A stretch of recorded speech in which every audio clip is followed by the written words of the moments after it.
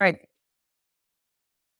Hi, everyone. Welcome to Foresight's Intelligent Corporation Group. I'm really excited today to have Evan Miyazono here. Evan has been a dear collaborator with Foresight for really quite a few years now at this point, often in the capacity helping protocol apps do its various different products, including now spinning out into more of a networked organization or organization of organizations. And then recently, you've launched a really fantastic effort, which is Atlas Computing.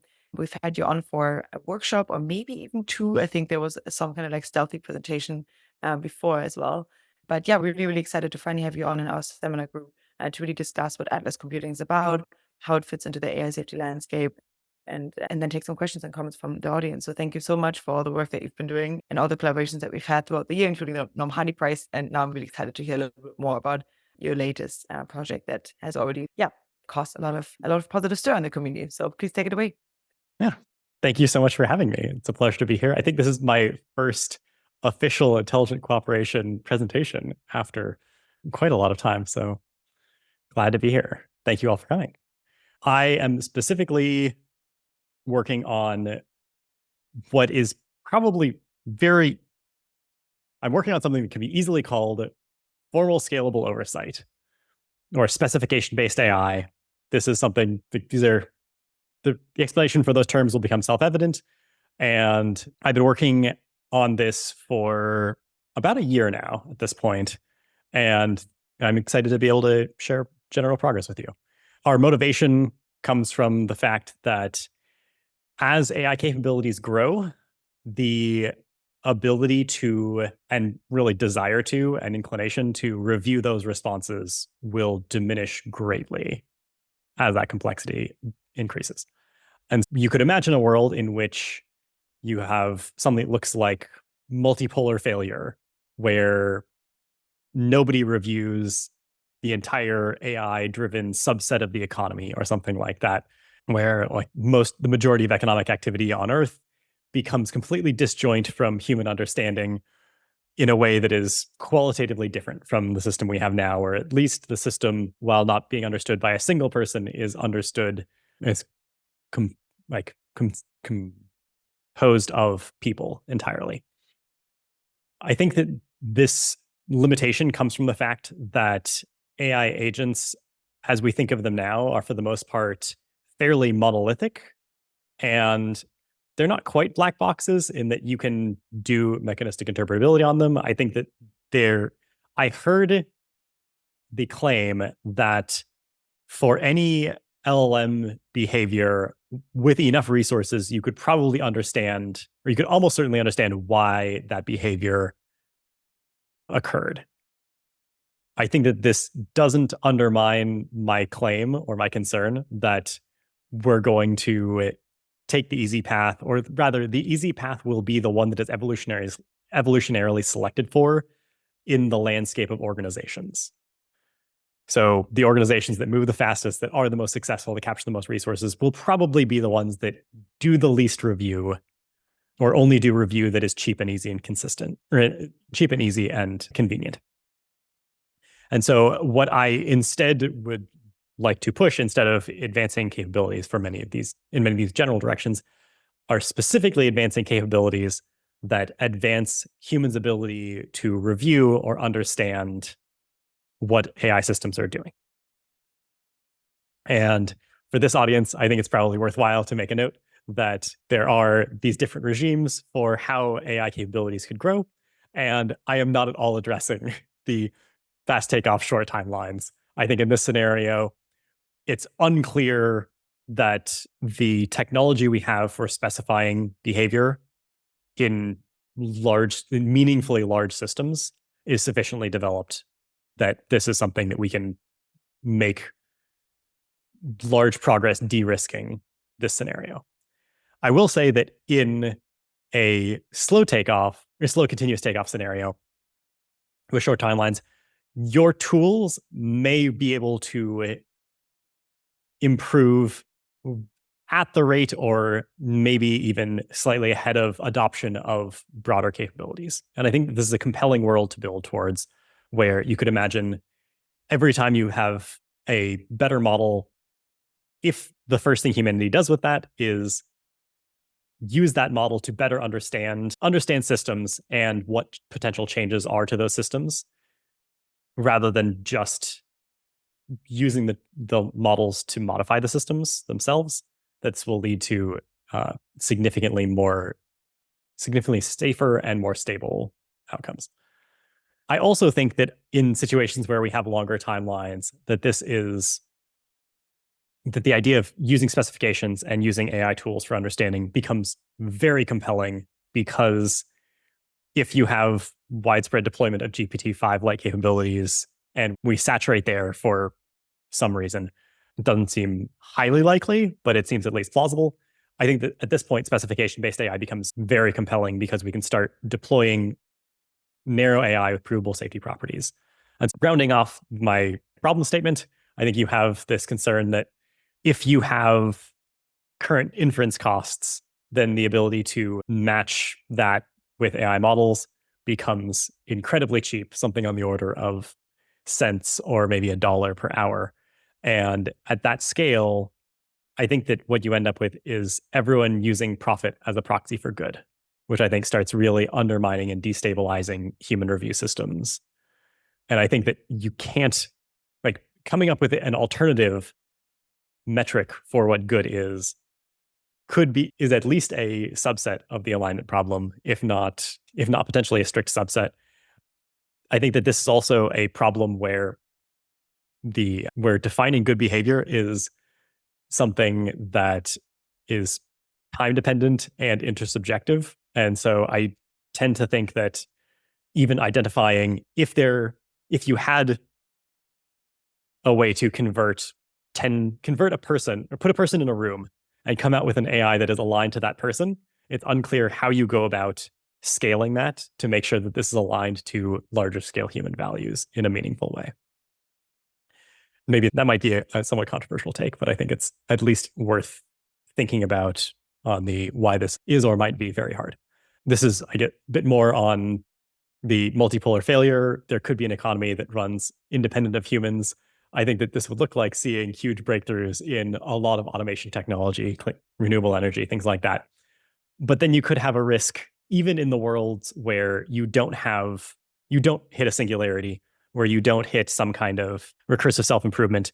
I think you could still have a narrow AI system that creates a solar fuel process that seems to inhibit photosynthesis, maybe just in algae.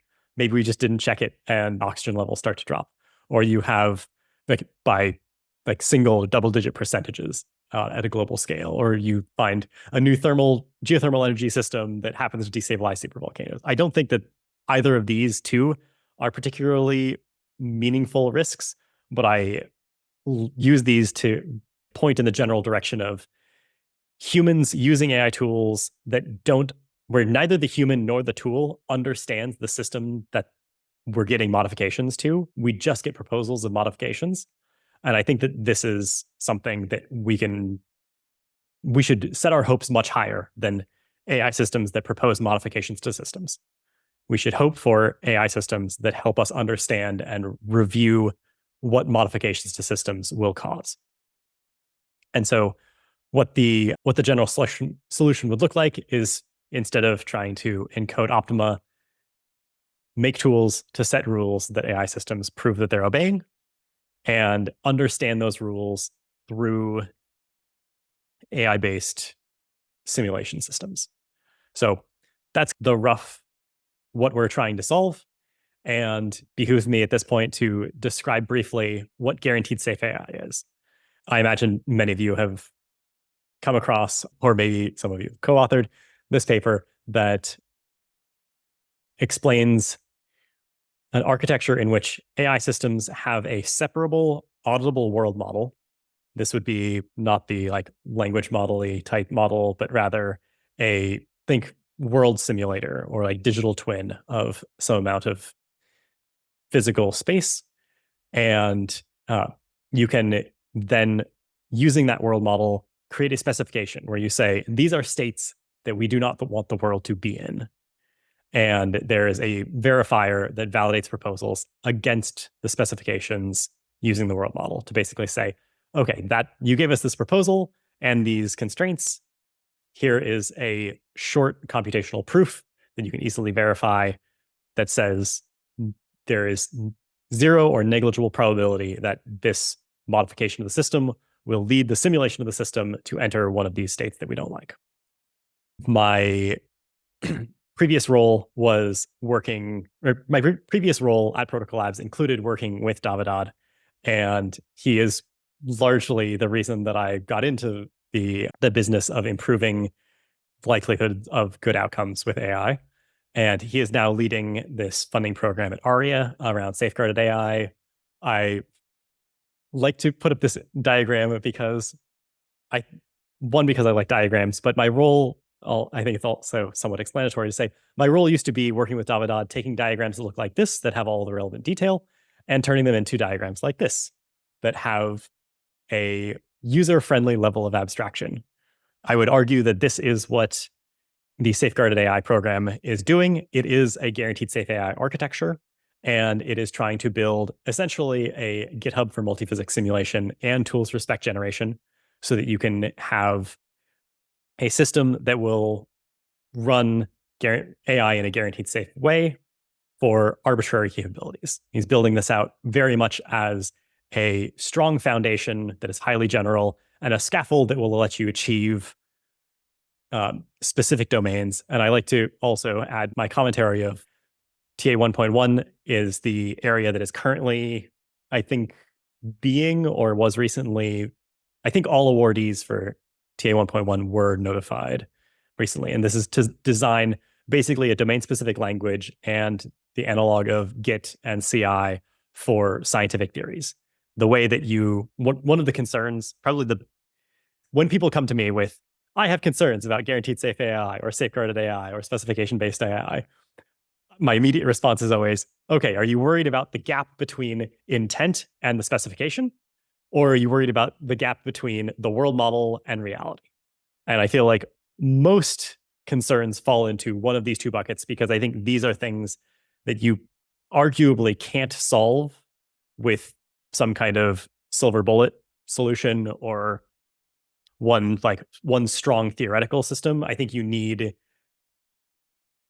these are socio-technical problems that require socio-technical solutions. And I think that safeguarded AI or guaranteed safe AI both kind of give you a technical solution that interfaces very well to social institutions, but doing that is not sufficient to have solved a socio-technical problem. And so this notion of having a DSL and Git and CI for scientific theories is trying to close the gap between the world model and one of the ways to reduce risk in the gap between the world model and reality, in that the best way that we've found now to have a robust system is to have these things be open source, have anyone be able to contribute. And if you can contribute theories, you can iteratively improve this world model. Once you have a way of expressing composable scientific theories, you need a working implementation of this database and the proof checker. You also need 1.3 is a user interface to enter these, to modify them. Technical area 2 is all about using AI to accelerate the use and computations involved in using these systems, building the world model, et cetera. And then TA3 are up to 3 specific areas where you want to show that this is doing useful things. Try to convince people that there is strong economic value that can be captured with provably safe narrow AI, or narrow AI with quantitative safety boundaries, or it's quantitative safety bounds. The thing that I am doing within Atlas is, in addition to trying to socialize and explain what safeguarded AI is doing, is generating the least scalable, most shaky demonstration that you can reach provably safe narrow AI, putting these tools in actual people's hands and showing that there is real economic value to be achieved in an unscalable way so that people are willing to wait to deploy more powerful systems in a provably safe way and eventually move to a regime where we have high user familiarity, high institutional buy-in with architectures where you're creating specifications. And so I think that the natural next question is, this is an outline. There are no specific details on this. Happy to next go into a little bit more of the Atlas computing approach, what specific verticals we're looking at. The way we got to what we're doing was very much looking at a few domains or a few steps where if you have something that looks like a provably safe narrow AI, you probably somewhere along the way had relevant experts become aware that there are these systemic risks that like you need to develop a specification language. You need to develop something that looks like a world model that you can validate that specification against. And then you need to go through and use AI to make it easier to generate specifications, generate solutions, and check those solutions. And so the first two areas we're looking at are cybersecurity and biosecurity. I think there are interesting things in other domains that I would love to answer questions about if people are interested, but I'm going to really be focused down on cyber, which right after I have a brief digression to highlight what this could look like for small molecule biochemistry. As I was demonstrating here, there isn't really a specification language, and you might ask, what does it look like to specify something formally, quantitatively, in a real world system?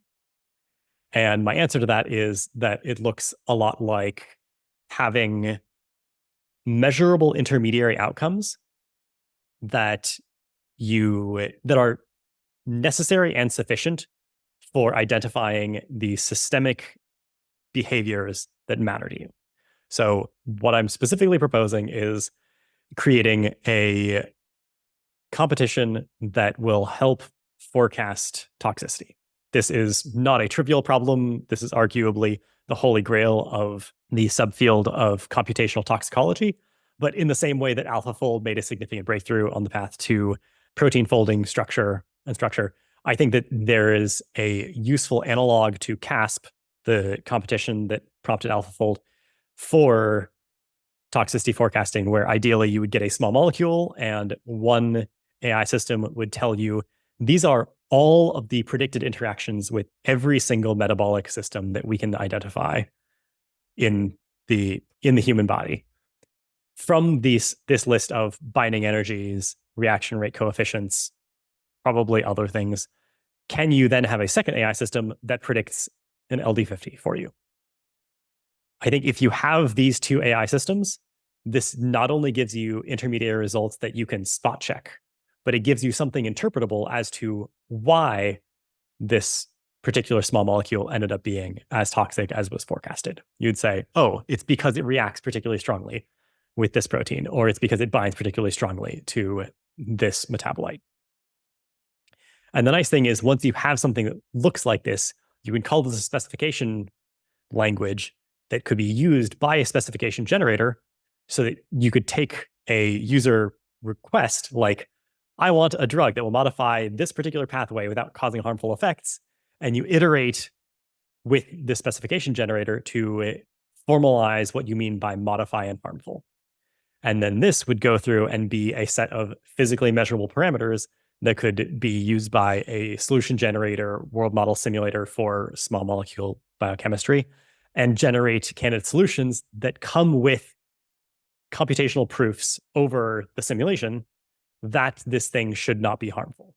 And so this isn't a guarantee. There's still going to be mismatch between the world model and the world itself, but you can use this first half to close the gap between what a person wants and what you've specified, and do this really iteratively, and then also have some guarantees about what you want. So I would claim this is a guaranteed safe AI architecture for small molecule design.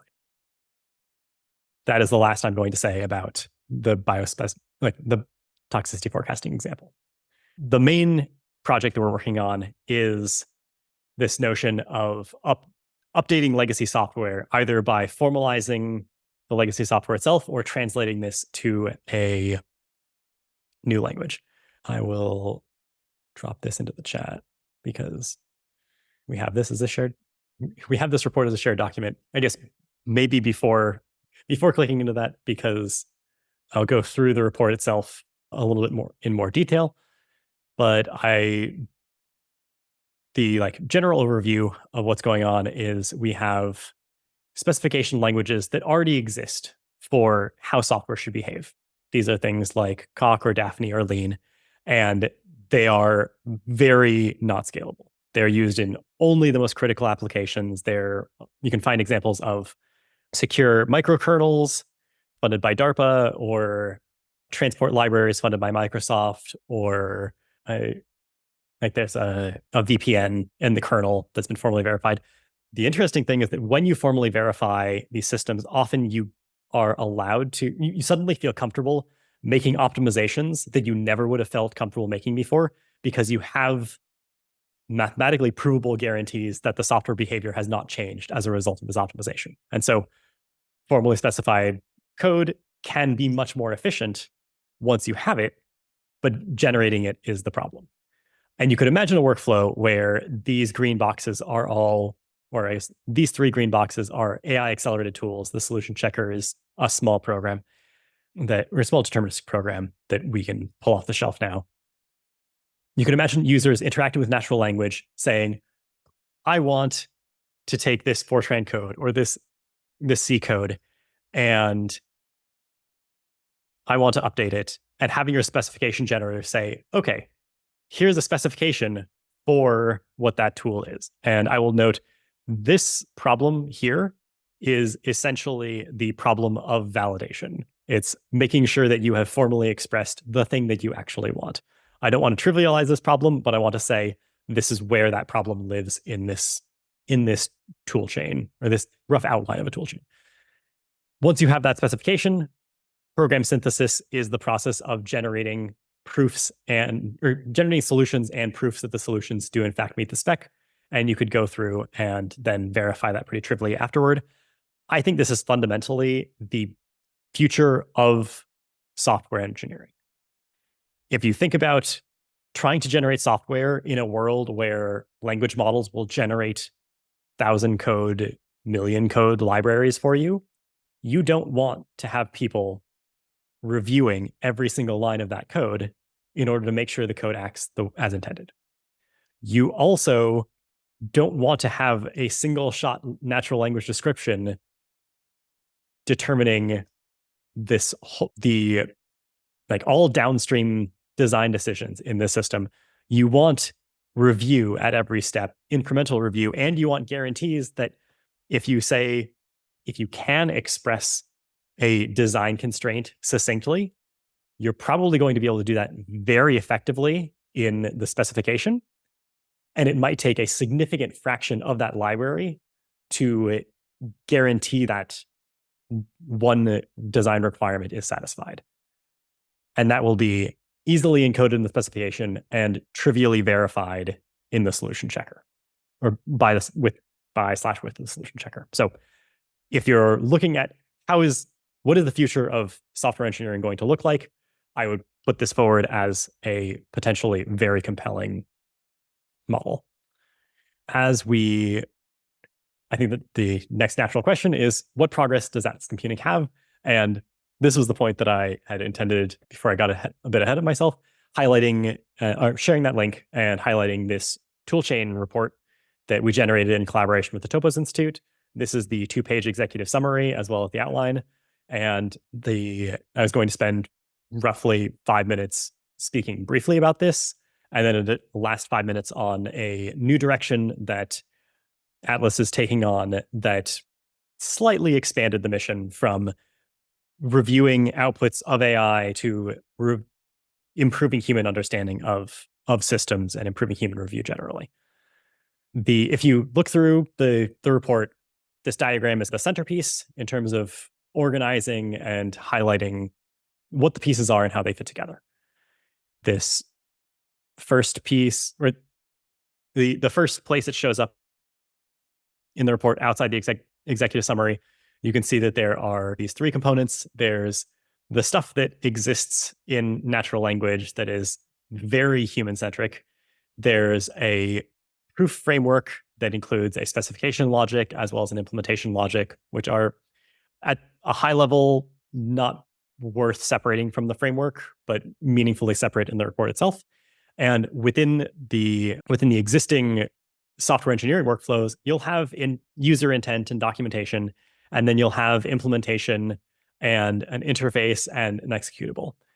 And pushing into formal verification gives you the requirement of having to build a specification, having to make a proof that the specification matches the implementation. This extractor detail is probably not worth going into, but if there are lots of questions around the structure of this itself, I can speak to that a little bit. And if you want, I would say the current GitHub Copilot-like systems will take these two and try and jump you straight to an implementation. And what we're proposing instead are a set of tools that will help you convert between or synchronize various outputs. Briefly mentioning what these are, Interagent is the tool set that will help you solve the validation problems, ensuring that what you want is actually what you get. And I'll end circling back to this because I think there's a question, there's a research direction that I think someone here might be very interested in running with. And I'd love to find out who that person is and how interested they might be. Auto-formalization, auto-informalization are mapping from documentation to specification and back. I think that this is fairly self-explanatory, quite challenging, but a lot of the challenge is in I think a lot of the engineering challenge is in developing enough training data that you can do this with high confidence and good enough benchmarks that you can evaluate tools for how well they're doing. The concept of program repair is that let me go with these two first. Implementation to spec and spec to implementation will help you generate a specification from an implementation or generate a proof and implementation from a spec. And the idea is that you will probably have one of these first where you say, this is my source of truth.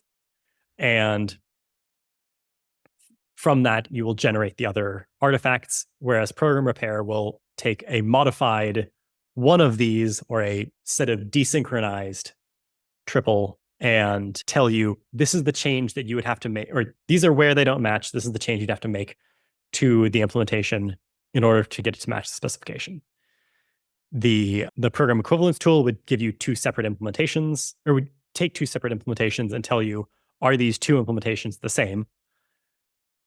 And ideally give you useful understanding of the semantic difference or behavioral difference rather than just syntactic diff. And then input output to spec would take an existing executable. You'll probably have something that looks like a decompiler that could give you an implementation, but being able to use this to build up some understanding of how this might be specified seems absolutely critical to updating legacy software systems, which in turn seems critical for cybersecurity. And Interframework is the last tool to mention. It takes something like a specification or even a tool like implementation to spec or a proof and converts it from one framework to another. This would be converting from for instance, Coq to Lean, or more challenging, from Daphne to Lean. It feels very compelling to imagine a world in which you don't require all users to converge on a single framework, but rather you have tools that give very low friction capabilities to bring libraries or examples or functions from one metric or from one framework to another. The report itself costs out lists what the technological readiness level is, where we think we could get with dedicated work by end of this year. And if we had some amount of funding and a relevant team, what technological readiness target we think we could hit in a given amount of time. This is all fairly preliminary, just putting our thoughts on paper. I would acknowledge that many of these are the center or the median or the mode of the distribution, rather than trying to consistently specify like the first quartile outcome or like the optimistic quartile outcome on this sort of thing.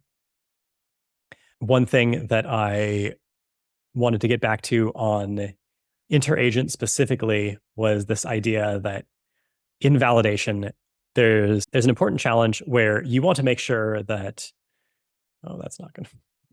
There we go. Very simple figure, but you could imagine if you have a formal specification and a user intent, these are both more or less constraints on points, accessible points in the state space for the program as specified or the program as conceptualized by the user. You could say something like, I don't want this to crash, or I don't want this to ever output 0, or I don't want this to hit a null pointer exception. And I think that there's something really compelling to be made that's honestly an extension. I learned about this about an hour ago, is this notion of at the function or method level, in what order do you, as the developer or user, want these functions to be able to be called? For instance, you wouldn't want like clear database to be followed by a particular lookup that could cause a null pointer exception. I think that there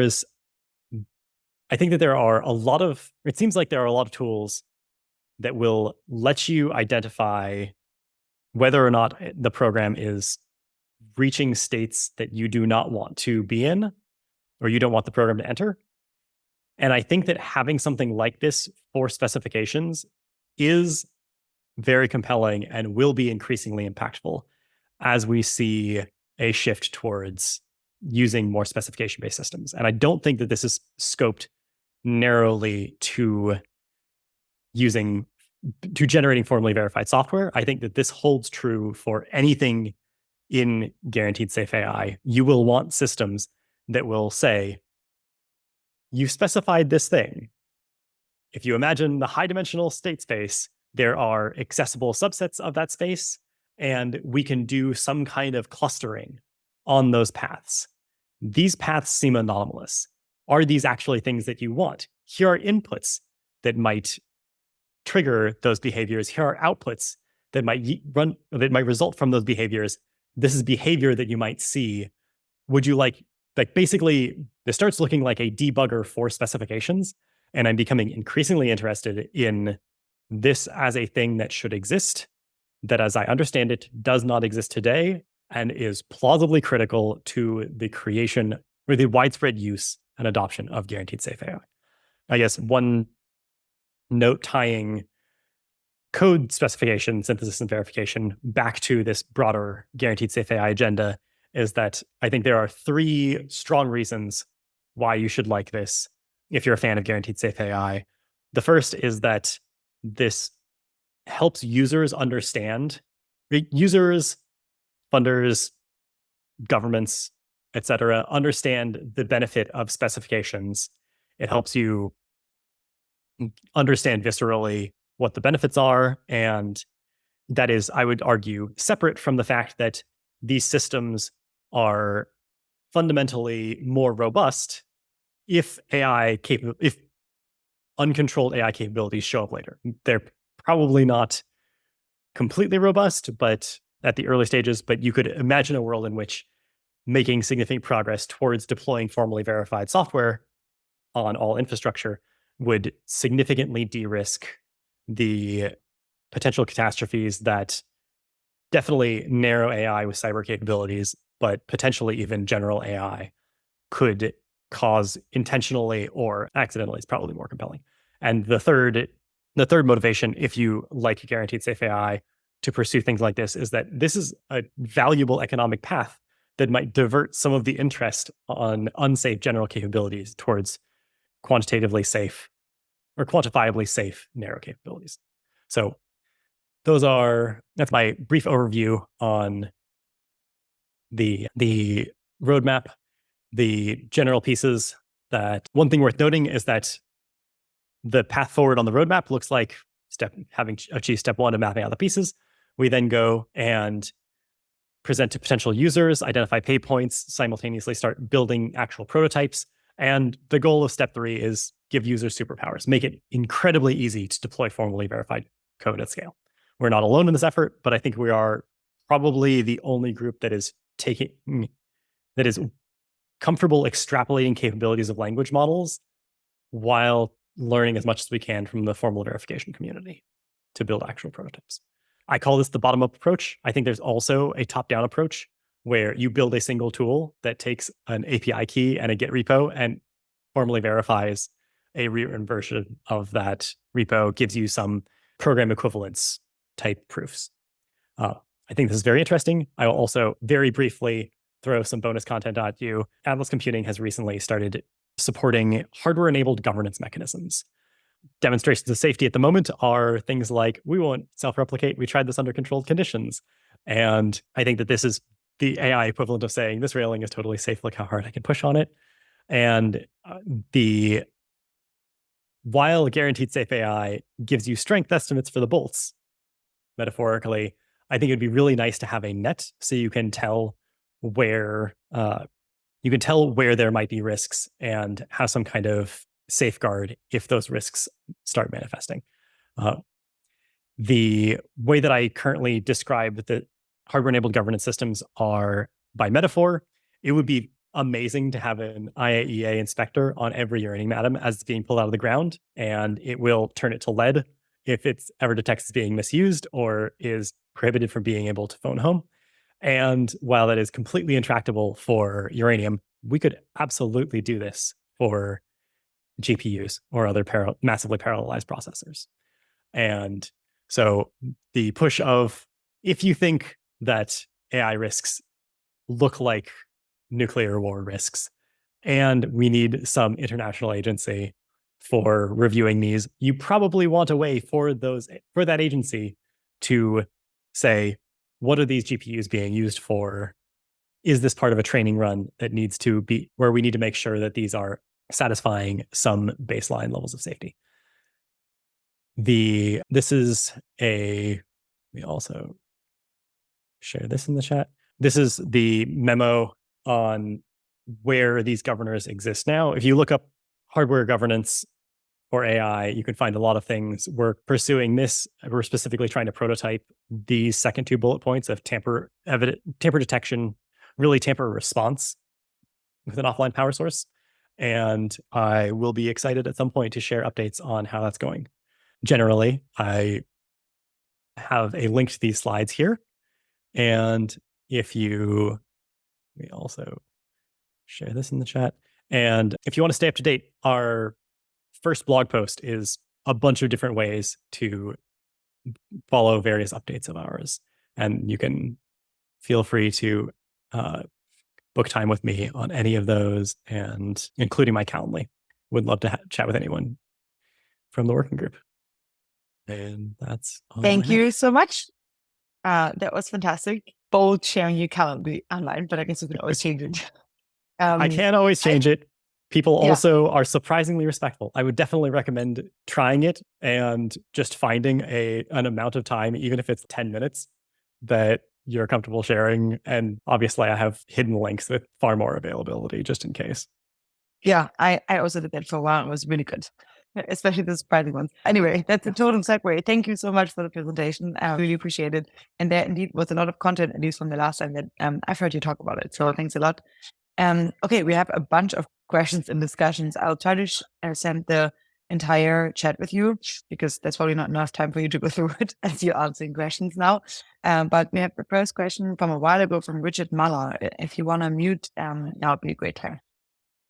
Hey, Evan. So I'm wondering how you think of the spectrum between like narrow AI and general AI, and like up until where this would be relevant to.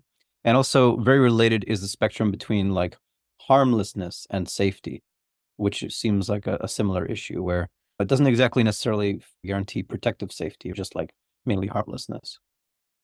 Yeah, I think that there's a very interesting 2x2 to be drawn of and thought about on this. I think one of the challenges is that it also feels somewhat reductive to, like, harmless to one person is not harmless to all people. And so I think that there's like interesting, meaningful nuance about this. When I think about narrowness versus generality, I tend to think that if we're going to require some kind of safety properties, the thing that feels most compelling is having this be a technical solution that interfaces really well with existing social solutions. And so in the narrow versus general, harmless versus maybe even like harmless versus aligned, harmless versus safe versus aligned, harmless/safe versus aligned. The way we do constraints of the general intelligences we have now is we say there are many domains of law, and we don't specify what good behavior is. We just say, don't violate any of these things. Don't do anything that these laws say are bad. And then we have enforcement systems. And when I think narrow, I think of this as AIs that output software looks like it has a fuzzy boundary, admittedly. Like you can generate provably safe software that creates real physical risk in the world. I think that the way I think about that is who do you put these tools in the hands of first? I think you put them in the hands of infrastructure operators like the IETF and the W3C over the general community, or debuting them at Black Hat, for instance. I think that there are using as many of the responsible disclosure type paths as possible starts looking like the social side of the socio-technical solution. And so with narrow, there are domains of law, but there are things at the edges. With outputting software, there will be a domain. There will be specifications that you treat as the laws for things that output software, and there will be things on the edges. I think that specification-based AI and constraints on prohibited regions of state space that you don't want to reach is more about harmlessness as a path to safety, whereas I think of safety as the superset that includes harmlessness and alignment. And I'm intentionally saying alignment is harder, maybe poorly defined for meaningful problems. And so focusing on harmlessness is probably a better descriptor of what I'm interested in. Okay, wonderful. We have a long list of questions. No, this is great. I'm just warning you that there's a lot more. Also, if you have them in a document, I'm happy to respond in an email and just dump those somewhere. Yeah, I'll definitely send you the chat and make any misconnections afterwards if Amazing. they're both wanted. Gaia, you're next, if you're still here and want to ask your question. Otherwise, I will scroll up and ask yours. Would you mind reading it out? Wilson, hi. I'm just not in a great space to. Does Atlas have plans to work with an implementation partner on the problem of updating critical legacy code? Our plans are to find an implementation partner. I have a chief product officer who starts literally tomorrow. And the first thing that he is going to be doing is reaching out to everyone that we can think of. I do know, so if you dig into who is doing tools for formalization, it is very relevant to note that DARPA just announced the Tractors program, which I think stands for Translate. I should look it up because it's a great acronym. Translating all C to Rust. And so this is something that there's general interest in. Most of the people who are in this space are coming from the compiler's background. And so we're still the only ones saying, language models are basically giving away free jet engines. Let's try to integrate those into our solution of going fast rather than just update the cars with knowledge of how fast cars can go. We're talking to Galois, SRI, the usual suspects on the formal software side. Most of what they're doing is prototyping. They tend to get things to TRL 3, TRL 4, and we want to find people who are ideally outside of aerospace, who are also most of the people they're working with, who will take these tools and run with them and deploy them more at scale. Amazon and Microsoft are also generally interested in this, but they need something that's closer to TRL 7 or TRL 8. So we might be the ones bridging that gap. Wonderful. We just posted the link to the DARPA challenge here. Next one up, we have David. Hey, Evan, thanks so much. First a comment, which is some of the things you're talking about in terms of what we want the AI to be responsible to prove and how that fits in sounds a lot like responsibility sensitive safety, which is what Mobileye, which does self-driving cars, talks about in terms of you can't guarantee that a car won't get in an accident, but you can guarantee that it never does anything such that an accident that happens is its fault.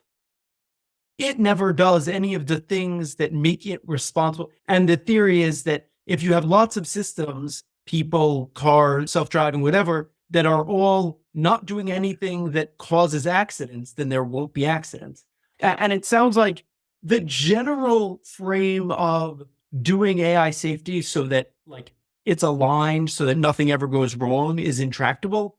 But the narrower task that you're talking about sounds like it's supposed to be more like that, which I think is a better framing than we're going to make everything safe. The question that I had was much narrower, which is you talked about either a top-down or bottom-up approach. The top-down approach says we're going to take the C code and output Rust or the equivalent, hopefully like Python code also, and output Rust. And the question is, do you want something that acts exactly the same as the original code, including reproducing bugs?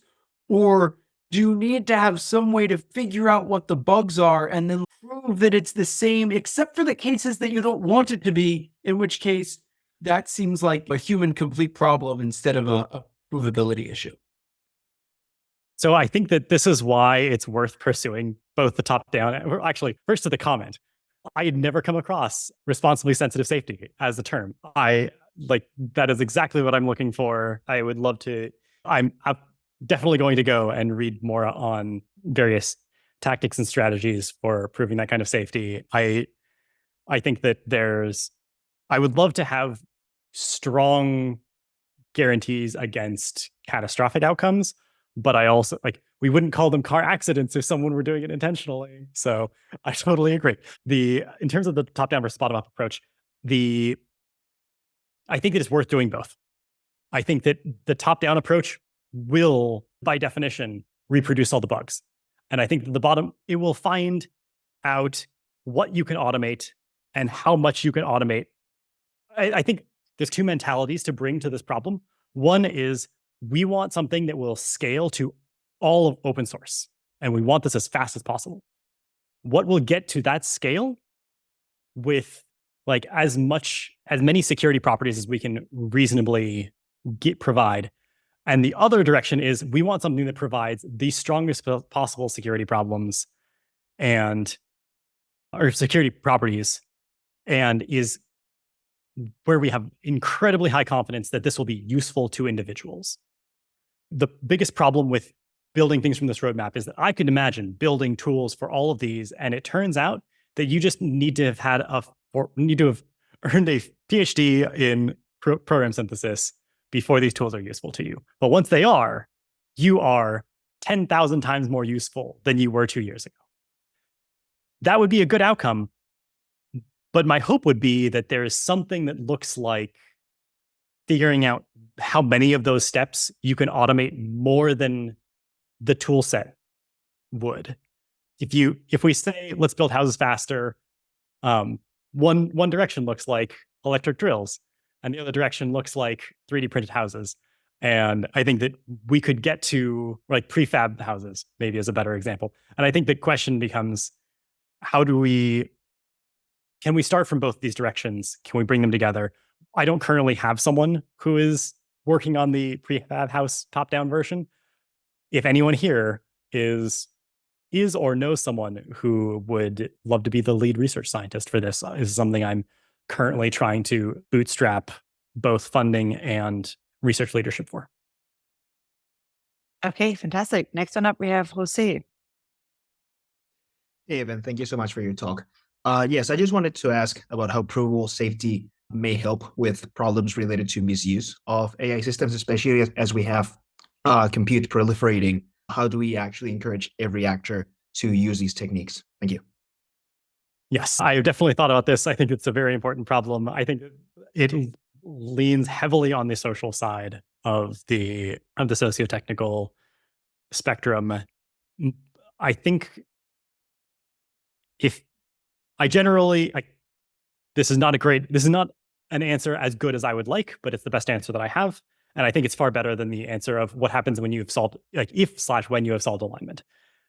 I think that there should be a requirement that any sufficiently powerful models have to follow some number of specs in the same way that we have like any person or government has to follow, or is like the UN tries to hold people accountable to the like UN list of human rights. I think that having that at an international level and then having additional specifications that every nation state requires and everything that down to an individual level, like when an AI interacts with me, these are the specifications that I want. What if it's generating software I'm running on my machine, or molecules that I'm putting into my body, or information that I am putting into my eyeballs? I think that specifications are really nice because they stack constraints on state spaces, compose really nicely in a way that optimizations don't. If the international government says optimize for this, and then a nation state says optimize for the opposite of that, that composes badly. If everyone says don't manipulate, if the international says don't self-replicate, and the national says don't, and also follow your local laws kind of thing, and then the national one says don't manipulate financial markets, and this is how we specified what manipulation means, and you try to keep these as bare minimum as possible, I think you end up with a system that is at least fairly compelling and self-consistent, possibly able to operate in zero knowledge for strong privacy guarantees, ideally able to do, and you don't have a provable avoidance of misuse as a blanket thing. You have this for like, if your system is compliant, or if your system was built on compliant hardware, then you have guarantees that the system had these specifications built in. If it's being operated, if you have a language model that's being operated by a particular company, then that company is compelled to follow the jurisdiction's specifications and requirements. All of these also hand to governance systems, and I will say governance systems, not governments, because I would be very interested in that international body not being the UN, not being something that is elected, but rather something that is maybe chosen by sortition, or at least has a branch of which that is chosen by sortition. I think that there's like fundamental improvement to the US government for like tripartite government form that could be made now that we have computers. But I wouldn't want to deviate too far, and I would want someone to design, like, that's an area where there's a lot of interesting work that could be done. But I would like to have that as the thing that sets government international policy, and that is going to be defining what misuse is interpreted to be, which doesn't mean that it's going to include everyone's individual definition. So that, I think that's fundamental, but these are some of the reasons why I'm not satisfied with my answer. All right. Thank you so much, Evan. I know we're already 2 minutes over time, and there are more questions. So if anyone has a question that is burning and doesn't know how to contact Evan, feel free to just route to me and I will try to establish a connection. I really appreciate it. That was very informative. You covered quite a lot and then also went into depth in individual points. So thanks a lot for joining. Thanks for your great questions and the really interesting discussion in the chat. That was a very interesting seminar. Thank you, everyone. I hope to see you at the next one. With pleasure. Thank you all for having me. Thank you all for coming. And I'm going to put my Calendly in the chat more time. Just do it. Because I would love to. Yes. There. I am traveling for the next like 2-3-ish weeks. My schedule is a bit of a mess, but would love to just like 15 minutes to catch a question, find out more about where you're coming from, and answer it. Seems like a great use of my time. So look forward to hearing from me. There you go, everyone. It's in the chat. Bye-bye, everyone.